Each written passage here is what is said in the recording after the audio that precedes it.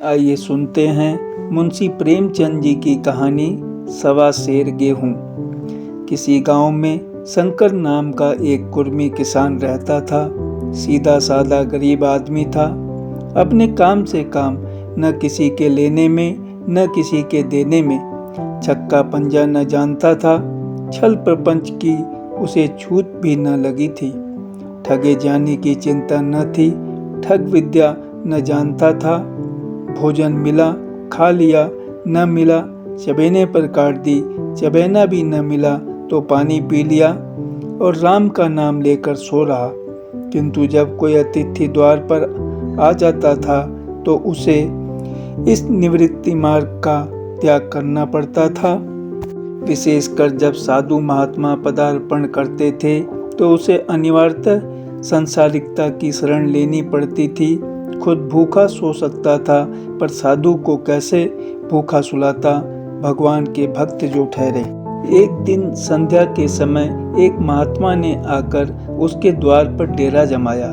तेजस्वी मूर्ति थी, पीताम्बर गले में, जटा सिर पर, पीतल का कमंडल हाथ में, खड़ाऊं पैर में, ऐनक आंखों पर। संपूर्ण वेश उन महात्माओं का सा था जो रईसों के प्रसादों में तपस्या, हवा गाड़ियों पर देव स्थानों की परिक्रमा और योग सिद्धि प्राप्त करने के लिए रुचिकर भोजन करते हैं। घर में जौ का आटा था, वह उन्हें कैसे खिलाता।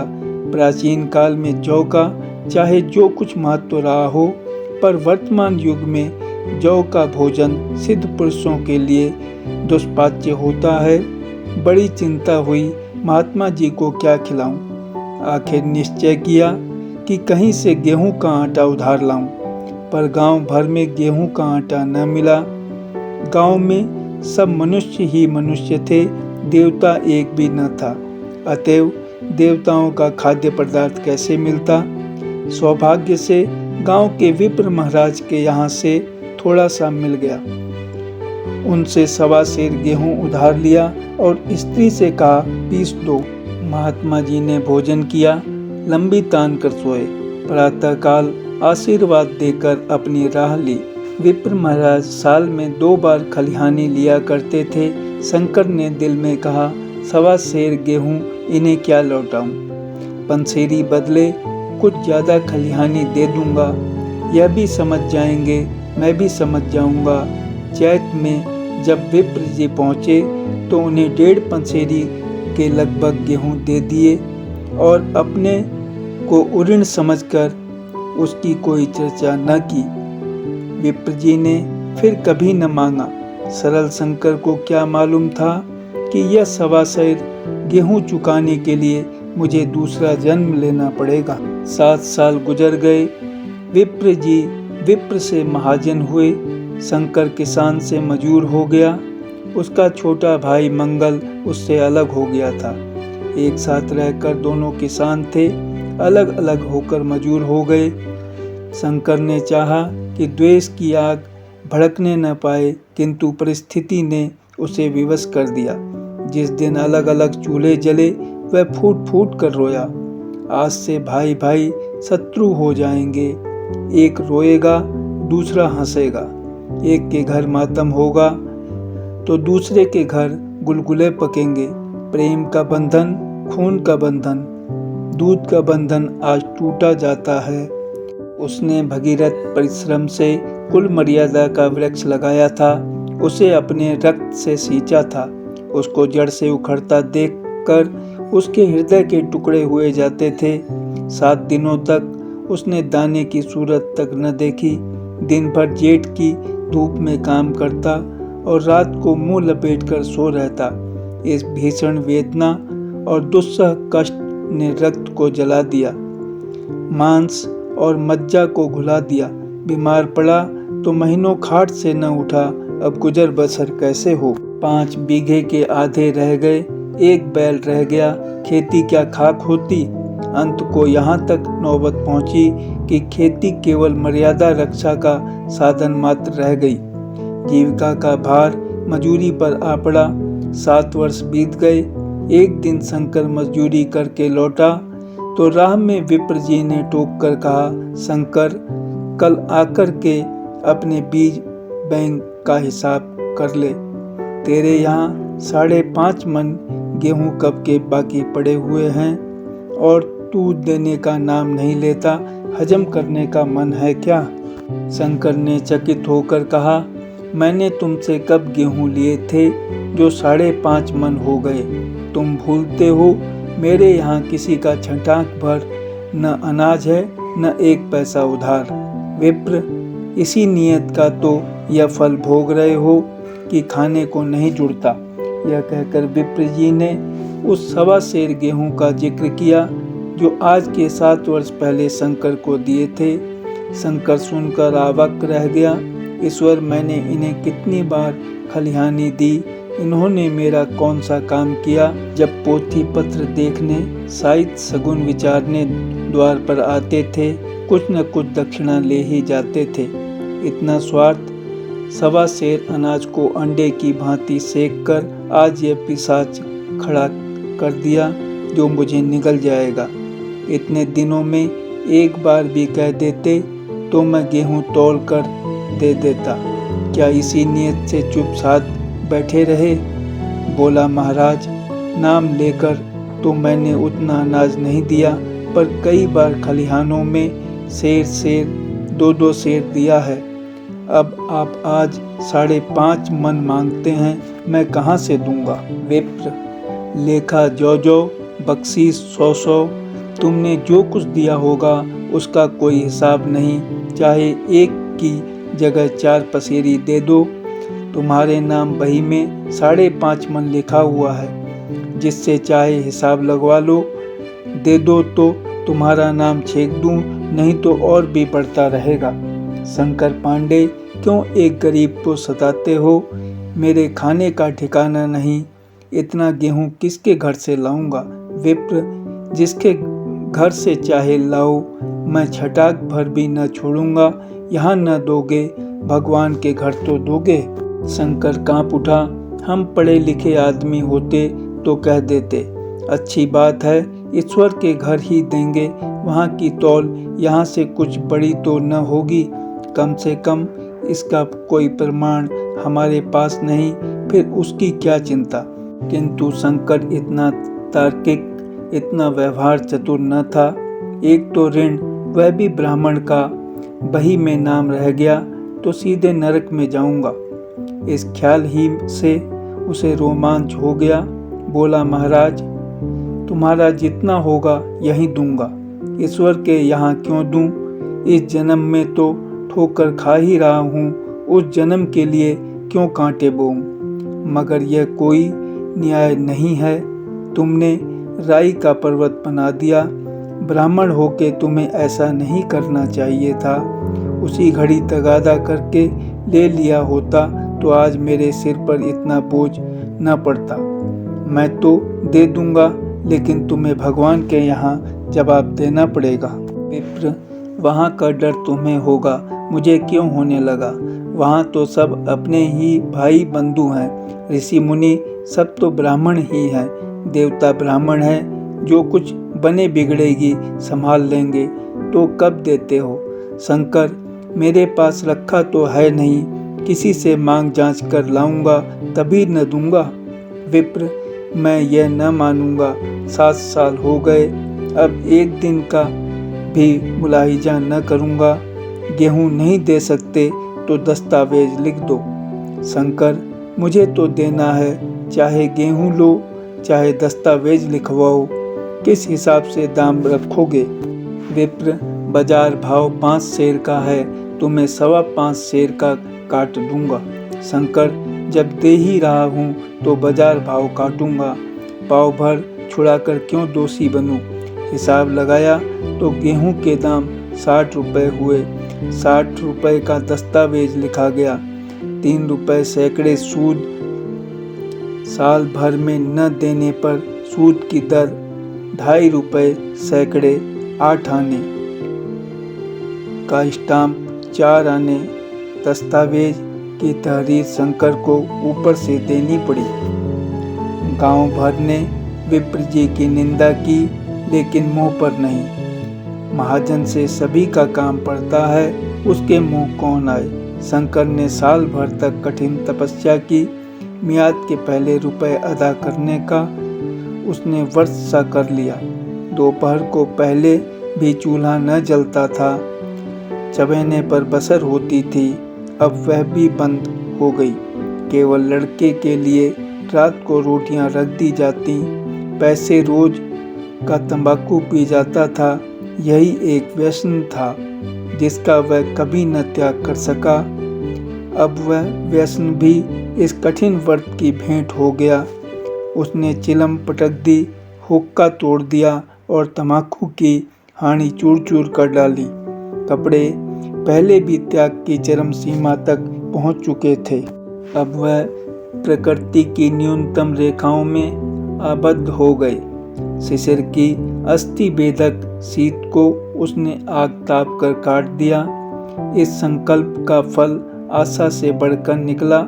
साल के अंत में उसके पास 60 रुपए जमा हो गए। उसने समझा, पंडित जी को इतने रुपए दे दूंगा और कहूंगा महाराज बाकी रुपए भी जल्द ही आपके सामने हाजिर करूंगा। 15 रुपए की तो और बात है, क्या पंडित जी इतना भी न मानेंगे? उसने रुपए लिए और ले जाकर पंडित जी के चरण कमलों पर अर्पण कर दिए। पंडित जी ने विस्मित होकर पूछा, किसी से उधार लिए क्या? शंकर, नहीं महाराज, आपके आशीष से अब की मजदूरी अच्छी मिली।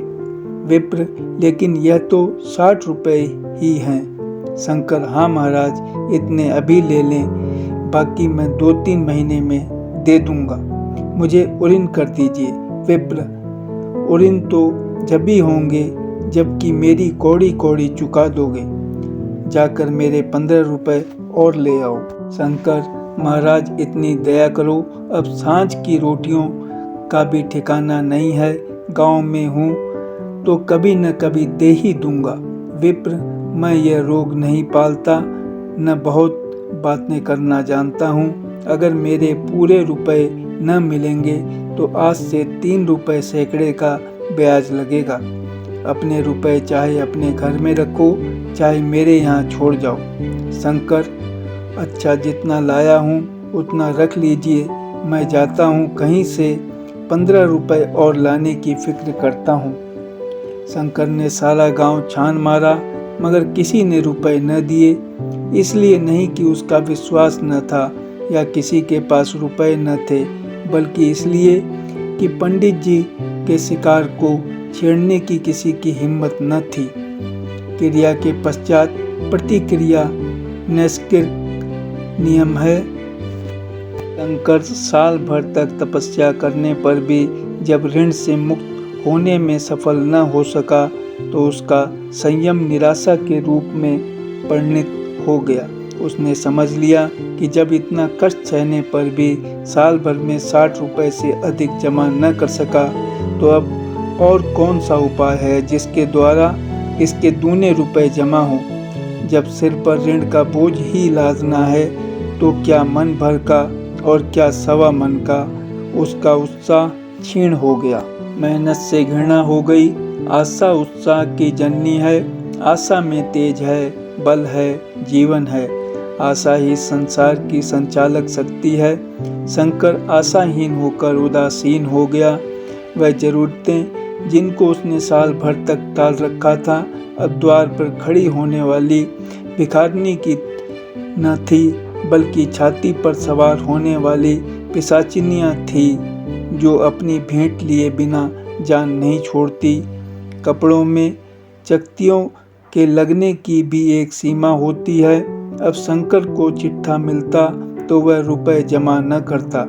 कभी कपड़े लाता, कभी खाने की वस्तु। जहाँ पहले तम्बाकू ही पिया करता था वहाँ अब गांजे और चरस का चस्का भी लगा। उसे अब रुपए अदा करने की कोई चिंता न थी, मानो उसके ऊपर किसी का एक पैसा भी नहीं आता। पहले जूड़ी चढ़ी होती थी पर वह काम करने अवश्य जाता था, अब काम पर न जाने के लिए बहाना खोजा करता। इस भांति 3 वर्ष निकल गए। विप्र जी महाराज ने एक बार भी तकाजा न किया। वह चतुर शिकारी की भांति अचूक निशाना लगाना चाहते थे। पहले से शिकार को चौंकाना उनकी नीति के विरुद्ध था। एक दिन पंडित जी ने शंकर को बुलाकर हिसाब दिखाया। 60 रुपए जो जमा थे वह मिन्हा करने पर अब भी शंकर के जिम्मे 120 रुपए निकले। शंकर, इतने रुपए तो उसी जन्म में दूंगा, इस जन्म में नहीं हो सकते। विप्र, मैं इसी जन्म में लूंगा, मूल न सही, सूद तो देना ही पड़ेगा। शंकर, एक बैल है वह ले लीजिए, और मेरे पास रखा क्या है। विप्र, मुझे बैल बधिया लेकर क्या करना है, मुझे देने को तुम्हारे पास बहुत कुछ है। शंकर, और क्या है महाराज। विप्र, कुछ है, तुम तो हो, आखिर तुम भी कहीं मजूरी करने जाते ही हो, मुझे भी खेती के लिए मजूर रखना ही पड़ता है। सूद में तुम हमारे यहाँ काम किया करो, जब सुविधा हो मूल को दे देना। सच तो यूँ है कि अब तुम किसी दूसरी जगह काम करने नहीं जा सकते जब तक मेरे रुपए नहीं चुका दो। तुम्हारे पास कोई जायदाद नहीं है, इतनी बड़ी गठरी मैं किस एतबार पर छोड़ दूं? कौन इसका जिम्मा लेगा कि तुम मुझे महीने महीने सूद देते जाओगे, और कहीं कमाकर जब तुम मुझे सूद भी नहीं दे सकते तो मूल की कौन कहे। शंकर, महाराज, सूद में तो काम करूँगा और खाऊंगा क्या। विप्र, तुम्हारी घरवाली है, लड़के हैं, क्या वे हाथ पांव काट के बैठेंगे। रहा मैं तुम्हें आधा सेर जौ रोज कलेवा के लिए दे दिया करूँगा, ओढ़ने को साल में एक कंबल पा जाओगे, एक मिर्जई भी बनवा दूंगा, और क्या चाहिए। यह सच है कि और लोग तुम्हें 6 आने देते हैं, लेकिन मुझे ऐसी गरज नहीं है, मैं तो तुम्हें रुपए भरने के लिए रखता हूँ। शंकर ने कुछ देर तक गहरी चिंता में पड़े रहने के बाद कहा, महाराज, यह तो जन्म भर की गुलामी हुई। विप्र, गुलामी समझो चाहे मजूरी समझो, मैं अपने रुपए भराए बिना तुमको कभी न छोड़ूंगा। तुम भागोगे तो तुम्हारा लड़का भरेगा, हाँ जब कोई न रहेगा तब की बात दूसरी है। इस निर्णय की कहीं अपील न थी, मजूर की जमानत कौन करता, कहीं शरण न थी, भागकर कहाँ जाता। दूसरे दिन से उसने विप्र जी के यहाँ काम करना शुरू कर दिया। 1.25 सेर गेहूं की बदौलत उम्र भर के लिए गुलामी की बेड़ी पैरों में डालनी पड़ी। उस अभागे को अब अगर किसी विचार से संतोष होता था तो यह था कि वह मेरे पूर्व जन्म का संस्कार है। स्त्री को वे काम करने पड़ते थे जो उसने कभी न किए थे। बच्चे दानों को तरसते थे, लेकिन शंकर चुपचाप देखने के सिवाय और कुछ न कर सकता था। वह गेहूं के दाने किसी देवता के साप की भांति जीवन भर उसके सिर से न उतरे। शंकर ने विप्र जी के यहाँ 20 वर्ष तक गुलामी की। इसके बाद इस दुस्सार संसार से प्रस्थान किया। 120 रुपए अभी तक उसके सिर पर सवार थे। पंडित जी ने उस गरीब को ईश्वर के दरबार में कष्ट देना उचित न समझा। इतने अन्यायी, इतने निर्दयी न थे। उसके जवान बेटे की गर्दन पकड़ी। आज तक वह विप्र जी के यहाँ काम करता है। उसका उद्धार कब होगा भी या नहीं, ईश्वर ही जाने। धन्यवाद।